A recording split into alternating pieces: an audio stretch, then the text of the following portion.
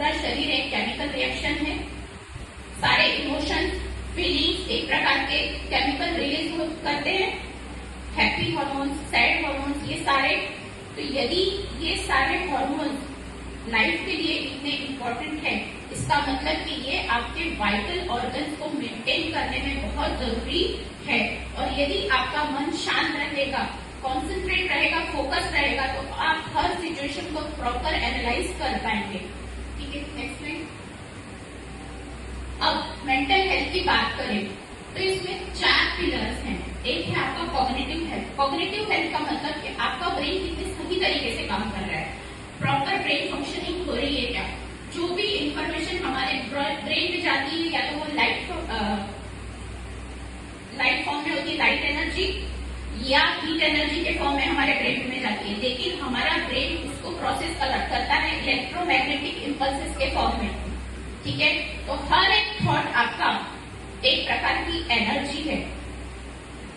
हमारे शरीर में 72,000 नाड़ियां हैं जहां से हमारी एनर्जी फ्लो होती है, लेकिन किसी वजह से, अभी मान लीजिए आपको गुस्सा आया है किसी बात को लेके, या आप उदास हुए हैं, फ्रस्ट्रेट हुए हैं, तो एक एनर्जी रिलीज हुई, लेकिन एनर्जी को खत्म किया जा सकता है क्या?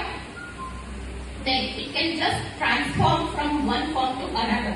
यदि आपने अपने अंदर गुस्सा होने की वजह से जो एनर्जी रिलीज हुई है उसको यदि दबा दिया, तो वो एनर्जी कहाँ जाएगी?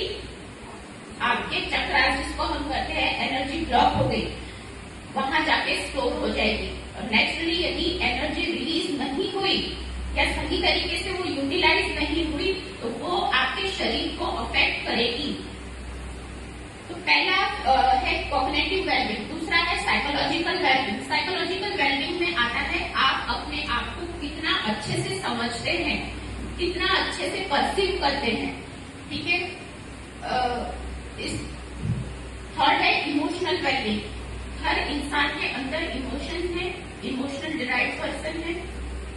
सारा खेल जो हम अपने आसपास के लोगों के साथ, अपने वर्क प्लेस में, या जितने भी लोगों के साथ हम इंटरेक्ट करते हैं, it is based on your emotions. यदि आप अपने इमोशंस को अच्छे से समझ पाते हैं और दूसरों के इमोशंस को समझ के उस सिचुएशन में खुद को ढाल सकते हैं या खुद को सर्वाइव कर सकते हैं, तो आपका इमोशनल वेलबींग अच्छा है। और थर्ड है सोशल वेलबींग। हर कोई सोसाइटी में खुश रहना चाहता है। हम अकेले रह तो नहीं सकते जिंदगी में, हमारी सबकी अपनी अपनी नीड है, और इसको फुलफिल करने के लिए हमको कोऑर्डिनेशन की जरूरत होती है। तो सोसाइटी में अपनी पोजीशन और अपने आप को कितने अच्छे से आप डिफाइन करते हैं, this is called your social wellbeing.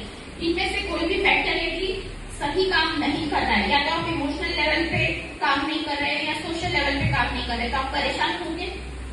In short यदि मैं कहूँ कि हमारी बेसिक नीड या डिपेंडेंसी जो है, that is our physical need, financial need, social need, emotional need. हर इंसान की ये नीड होती है। फिजिकल नीड होती है हर किसी को, अकेले आप कुछ नहीं कर सकते, साथ में कोई चाहिए ही चाहिए, तभी आप अपने परिवार, समाज और सोसाइटी को चूज करते हैं। फाइनेंशियली भी आप एक स्तर पे अकेले कुछ नहीं कर सकते, that is your financial need. Emotional need, बहुत सारे लोग अपनी लाइफ में बहुत अच्छा करते हैं, लेकिन कहीं ना कहीं वो इमोशनली ब्लॉक हो जाते हैं, तो वो ब्रेक डाउन हो जाते हैं। कोरोना काल में देखा होगा बहुत लोगों ने सुसाइड कर लिया। कुछ लोग ऐसे थे जिन्होंने कुछ ना होते हुए भी खुद को बहुत अच्छे से डिफाइन किया। तो that is your emotional need. आप अपने इमोशंस को कितने अच्छे से समझते हैं और कितने अच्छे से उस पर मास्टरी पाते हैं, ये आपकी इमोशनल नीड को फुलफिल करेगा। और सोशल वेलबींग का आपको पता है, तो आप अपने आप को कितने अच्छे से एनालाइज कर पाते हैं, इसका एक प्रैक्टिस है स्वॉट एनालिसिस। आपके हर किसी के बुकलेट में पीछे लिखा है स्वॉट एनालिसिस। देखिए, ये एनालिसिस आपकी strength, S for your strength, weakness, opportunity and threat, ये चीजें यदि आप अपने बारे में अच्छे से एनालाइज कर पाते हैं, यदि किसी सिचुएशन में फंस जाते हैं और समझ नहीं आते कि उसको कैसे करना है या उससे बाहर कैसे निकलना है, तो डू योर स्वॉट एनालिसिस। आप एक बार जाके भी कर सकते हैं। हाँ, ये एनालिसिस आपका खुद का है strength, S for strength, W for weakness, opportunity and threat.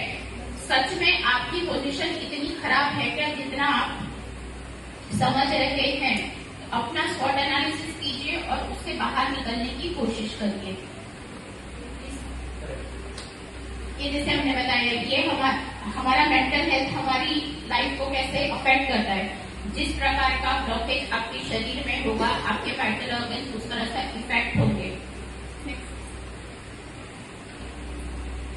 Mental health, आपके ब्रेन में पिट्यूटरी और पीनियल ग्लैंड, ये सबसे इम्पोर्टेंट ग्लैंड है जो बाकी सारे हार्मोन्स को रिलीज करता है। इसको यदि वो सही तरीके से रेगुलेट हुए तो बाकी सिस्टम भी अपने आप अच्छे से काम करेंगे। हाँ, effect on body mind behaviour and emotions. आप यदि स्ट्रेस में हैं, स्ट्रेस यानी क्या? आप बोलते हैं वो